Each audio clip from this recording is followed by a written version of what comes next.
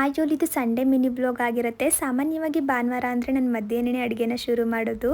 ಇವತ್ತು ಬೆಳಗ್ಗೆನೇ ಎಲ್ಲ ಕೆಲಸ ಮುಗಿಸ್ಬಿಟ್ಟು ಮನೆಗೆ ಕೆಲವೊಂದಿಷ್ಟು ಇಂಡೋರ್ ಪ್ಲಾಂಟ್ಸ್ಗಳನ್ನ ತರೋಣ ಅಂತೇಳಿ ಹೊರಗಡೆ ಹೋಗಿದ್ದು.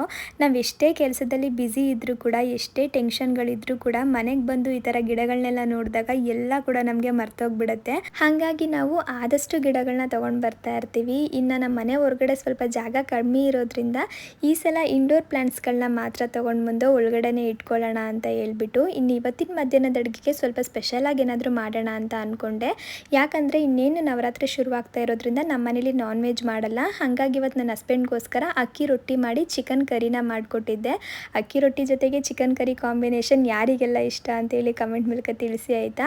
ಇನ್ನು ಇದ್ರ ಜೊತೆಗೆ ಸ್ವಲ್ಪ ಗ್ರೀನ್ ಕಲರ್ ಮಸಾಲೆ ತೆಗೆದು ಚಿಕನ್ ಗ್ರಿಲ್ ಕೂಡ ಮಾಡಿದ್ದೆ. ಹಾಗೆ ನನಗೆ ವಿಡಿಯೋ ಮಾಡಲಿಕ್ಕೆ ಸ್ವಲ್ಪ ಕಷ್ಟ ಆಗ್ತಾ ಇದೆ ಅಂತ ಹೇಳ್ಬಿಟ್ಟು ನನ್ನ ಹಸ್ಬೆಂಡ್ ಒಂದು ಹೊಸ ಐಫೋನ್ ಕೂಡ ಇವತ್ತು ತಂದು ಕೊಟ್ಟಿದ್ರು.